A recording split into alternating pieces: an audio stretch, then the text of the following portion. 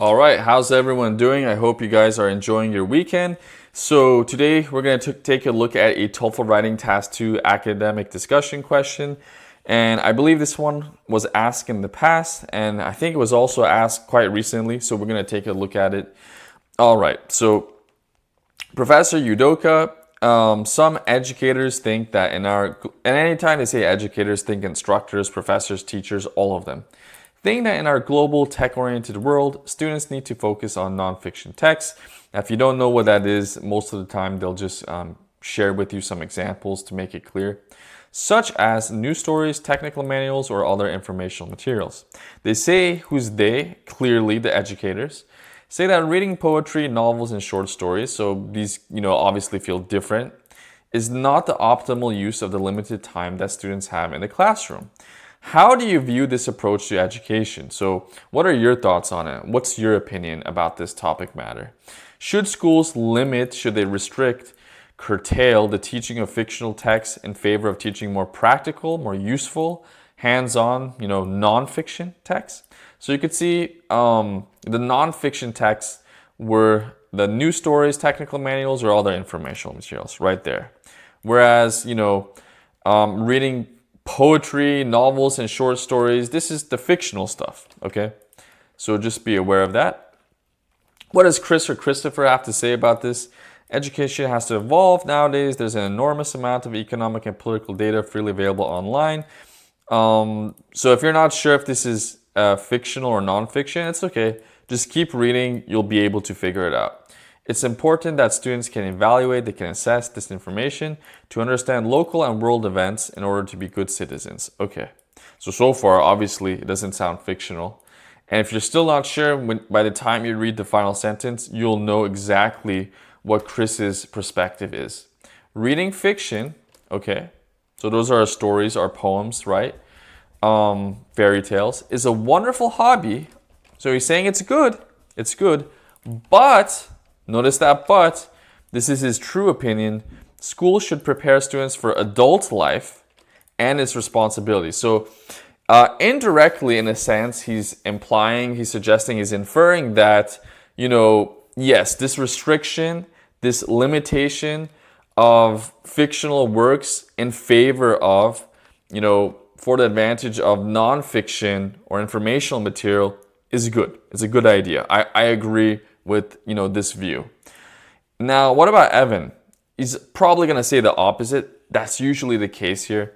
I spent a lot of class time in high school analyzing literature. Okay. So does he like it? Does he dislike it? What's going on? I'm studying to be an engineer. Okay, this is a practical field, guys. So when you think of an engineer, an architect, a programmer, whatever, anything related to STEM, any kind of practical field or major, usually this demographic, they're not going to be big fans of spending so much time on fictional works, okay? Because they want to be able to reach their goals, and that means they have to read lots and lots and lots of textbooks and technical information. So far in our mind, we think maybe he's going to criticize it too, but be patient. We have to read the entire thing. So, therefore, I admit that reading fiction in school was not directly applicable to my future occupation. So, our prediction is true so far, but we're not 100% sure about his opinion until we read everything he has to say about it. But, notice that but, it did instill in me a love of reading. Oh, okay. So, there's a surprise here. He's saying, yes, it had nothing to do with my field of engineering, okay? But, nevertheless, it did help me, enjoy reading a little bit more whenever I practiced those poems, in elementary school or whatever, which is very valuable. Again, see, he's reinforcing his love of reading. It's very valuable. It's very precious. I think, right? So he's just explaining his perspective here.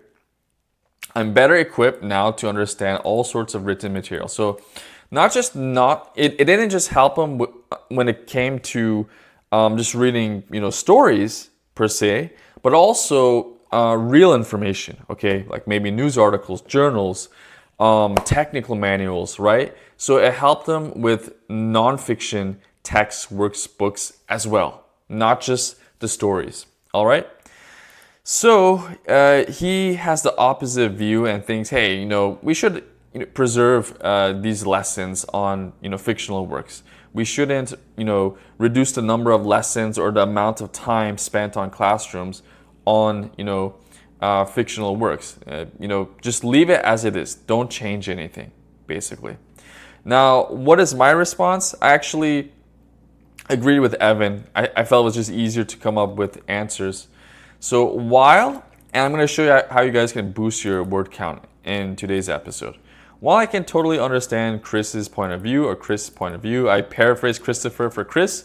That's really advanced. You don't have to be that, crazy.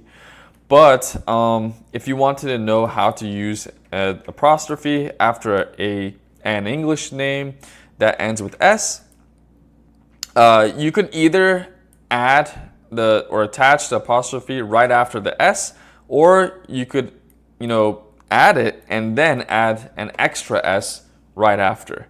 Both versions are fine. It doesn't really matter. Natives use both of them all the time, so I'll let you decide which one you'd like to use if you did do something like this on a future exam. Point of view on this specific topic, however, my view is mostly aligned with Evan's perspective. So I like to use this phrasal verb aligned with, so you could see like, oh, okay, my view is basically in parallel with this guy, Evan. But I gotta be a little bit more clear on what exactly my view is, because the professor did ask me about that. So, well, I definitely think that. So here's our real opinion statement. Schools should not limit the teaching of fictional texts in favor of teaching more nonfiction texts for a few reasons. So if I don't know if I'm going to come up with 2 reasons or not, I'll just keep it vague, very general, very broad, a few reasons, just in case I change my mind. First of all, nonfiction texts instill the value of creativity in students.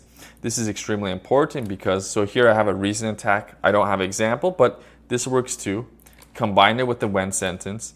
When students develop or enhance their creativity skills, they are in turn, this is kind of like therefore, you're giving a result, a consequence of something, strengthening their higher level cognitive abilities, such as, I'm going to provide examples here to make it more clear for the examiner. Critical thinking and problem solving, bingo.